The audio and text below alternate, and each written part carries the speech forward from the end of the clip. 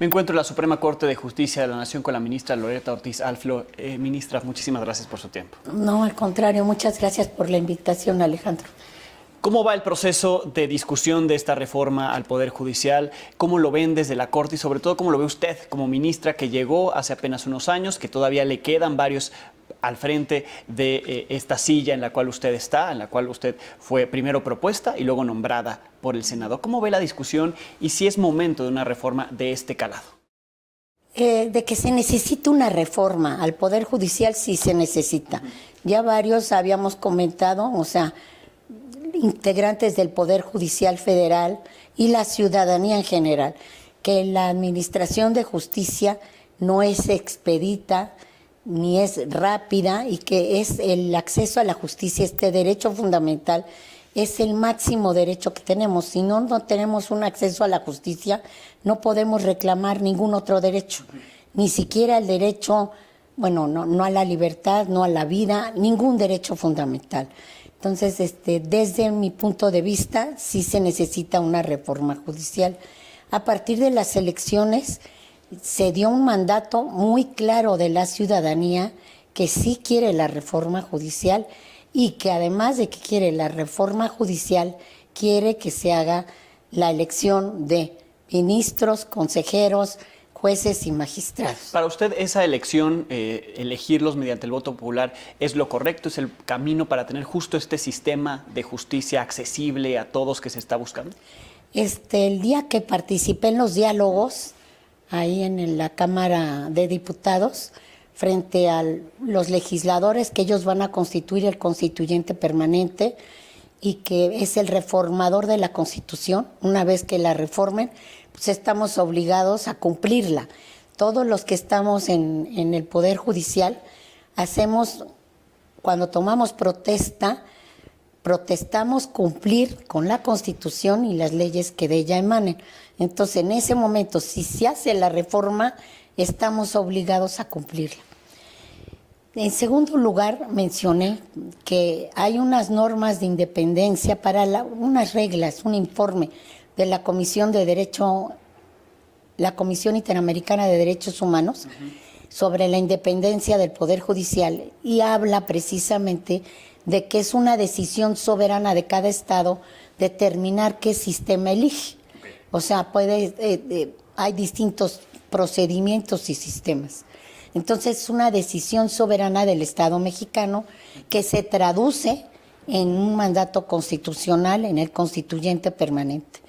Lo toma y lo traduce en una norma en la Constitución. Ahora, si bien se establece esto, lo que sí dice la Comisión Interamericana de Derechos Humanos es que tienen que establecerse ciertos límites. Este mandato no es una carta blanca. Lo que se debe de cumplir es que no sea discriminatoria la reforma, que nada más se les aplique a unos y no se les aplique a otros.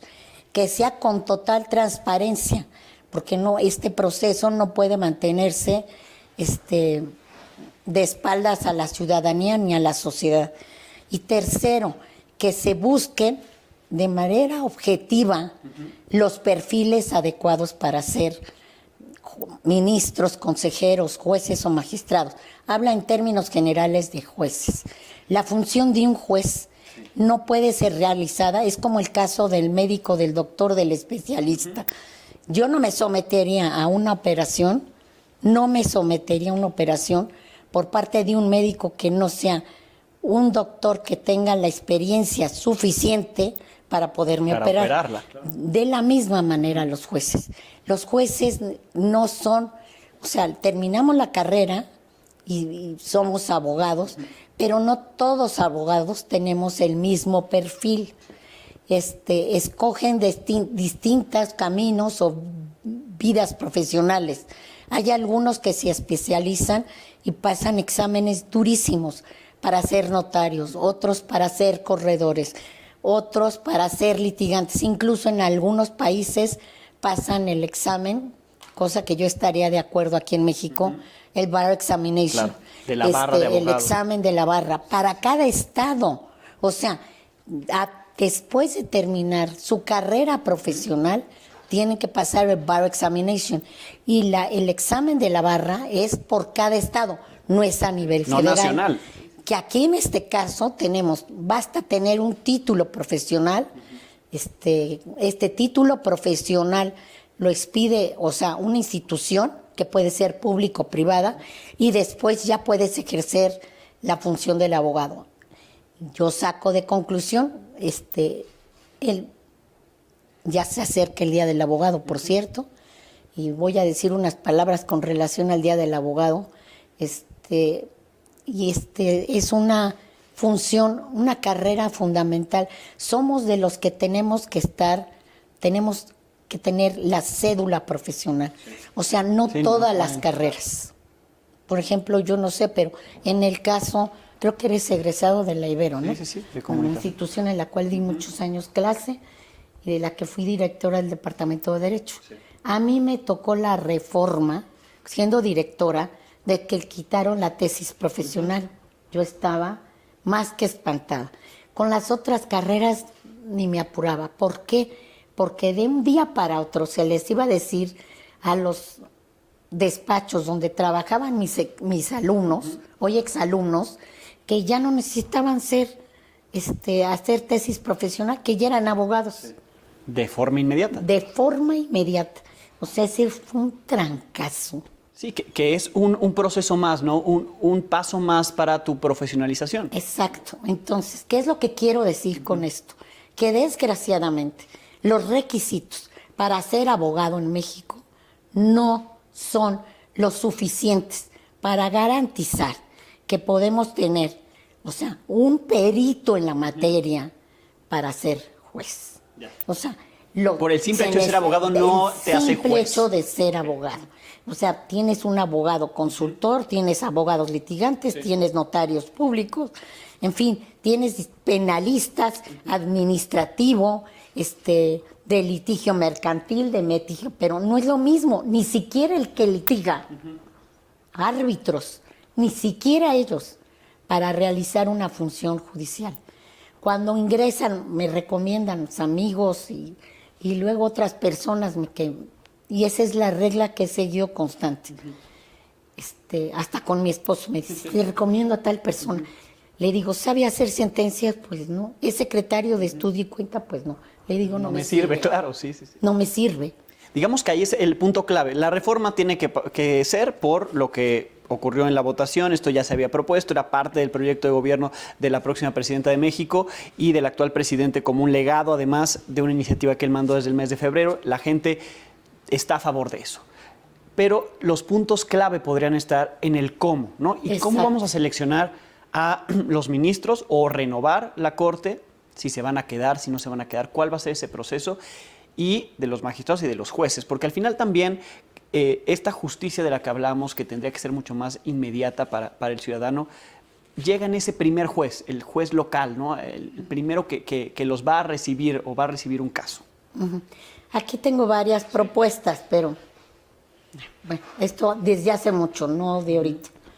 Yo sí soy mediadora con licencia del Centro de Justicia Alternativa de la Ciudad de México. Sí. Conozco a la mediación y he propuesto en varias ocasiones, para mí sería ideal que antes de acudir al juez tuviéramos una mediación obligatoria. Esto haría muy cercana el acceso a la justicia y lo haría muy expedito. Uh-huh. Sin tener que llegar al juez. Sí, claro. Ya nada más los asuntos que no se resuelvan entre los que se sujetan a la mediación o acuden a la mediación y que pueden resolver sus problemas en 3 días. ¿Cuáles son estos?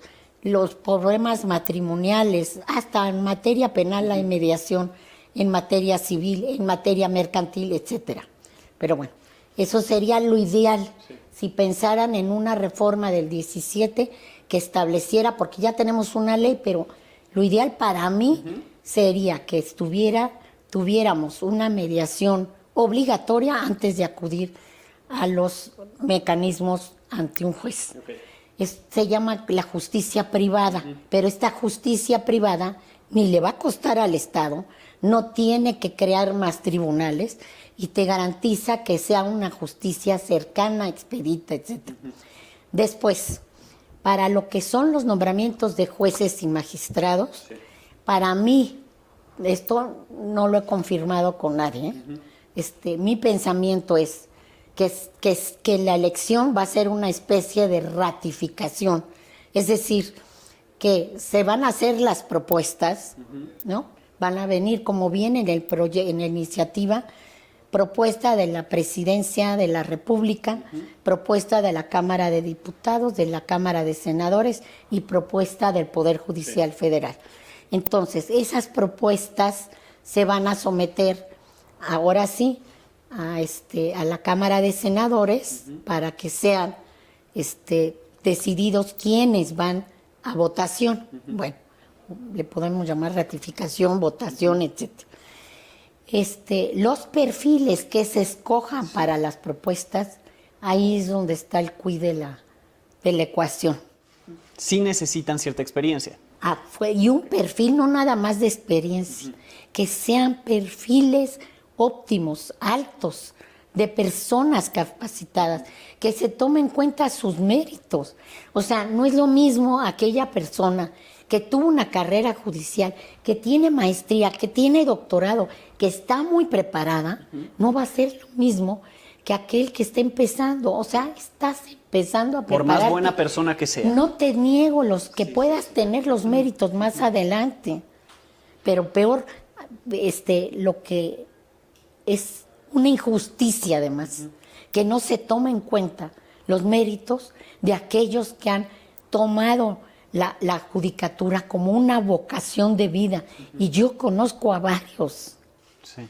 Ese filtro sería clave para que cuando llegue el ciudadano a tachar alguno de esos perfiles, sepa que esos están capacitados y que ya fueron previamente evaluados por los distintos promoventes, es decir, las cámaras, y el Poder Ejecutivo y el Poder Judicial. Exacto. ¿Por qué? Yo lo que tiene que haber esa propuesta seria. Cuando nosotros vamos a votar las pasadas elecciones, o sea, yo fui a votar, yo vi que a las personas les costaba trabajo saber por quién iban a votar para alcalde. Ahora imagínense un juez. Y la cantidad de opciones que van a tener. Y van a ser 1,700 federales y 6,000 locales. Nada más jueces y magistrados. O sea, conocer su currículum, saber cuál es su experiencia. Sí. Como ministro de la Corte, que lleva 3 años, le quedan 12 en este periodo, ¿se sometería a un proceso así? ¿Usted sí lo ve posible, lo ve viable para mantenerse, para que personas con el perfil que usted tiene puedan seguir como juzgadores? Yo no me tardé mucho en decidirme en esta cuestión. O sea, yo sí me voy a someter al proceso y lo voy a decir, vengo de una universidad, bueno, trabajé, desgraciadamente no es mi licenciatura de ahí, pero sí la maestría de la Ibero. Entonces he tenido mucho contacto con los jesuitas. Y lo que les aprendí es una cuestión que señaló mi patrón, que es San Ignacio de Loyola, en todo amar y servir. Es un proyecto de vida. O sea, yo sí quiero ser, pero para seguir este proyecto de vida que estoy para servir a todos los demás. Entonces sí me someto a la elección. Si la ciudadanía decide que no juego, pues ya acepto y me voy a otra área. Pero yo estoy dispuesta con mi vida a amar y servir a los demás. Bien, entonces, ¿sí lo haría? Sí lo hago. Veremos cuáles son las reglas, ¿no?, que pongan también. Pues sí. Pero bueno, en la iniciativa hay algunas de ellas.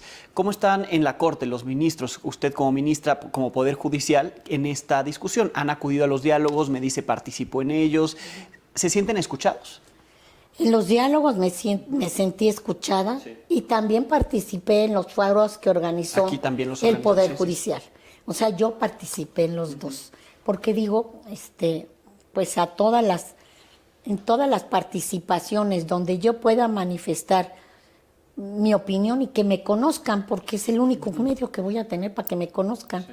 No hay otro medio, que ese es otro elemento.